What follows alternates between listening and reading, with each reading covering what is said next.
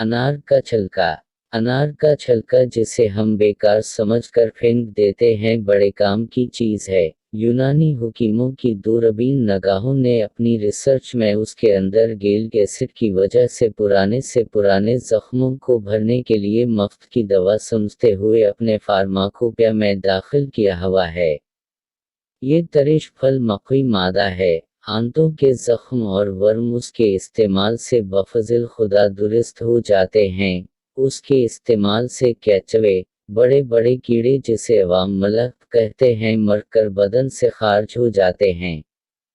इस्तेमाल: जब मुंह जाए और ज़ुबान व हल्लुक ज़ख्मों से भर कर खाना पीना मुश्किल हो जाए तो 12 ग्राम नस्पाल अनार का छिलका आधा लीटर पानी में जोश देकर उसे दिन में 2-3 दफ़ा कुलियाँ करने से ज़ुबान और तालू की सूजन दूर और मुंह से पानी बहना बंद हो जाता है। जब बवासीर का खून जारी होने से पाखाना की जगह दर्द करने लगे या मुझसे फूल कर बैठना उठना मुश्किल हो जाए तो उस काढ़े से आप दस्त करना आनन फानन तस्कीन की सूरत पैदा कर देता है। बच्चों में अमूमन और बाज़ दफ़ा बड़ों में कांच निकलने की बीमारी हो जाती है जिसमें मक्त पाखाने की जगह बाहर लटक जाती है और चलने फिरने में दिक्कत होती है। ऐसी हालत में उसका छिलका पेस कर देही 4 चंद मिलाकर चंद रोज सुबह व शाम लगाने से सेहत हो जाती है। पुराने रसने वाले जख्मों पर नस्पाल जलाकर 8 हिस्से मक्खन मिलाकर चंद रोज लगाते रहने से फजिल खुदा हो जाता है।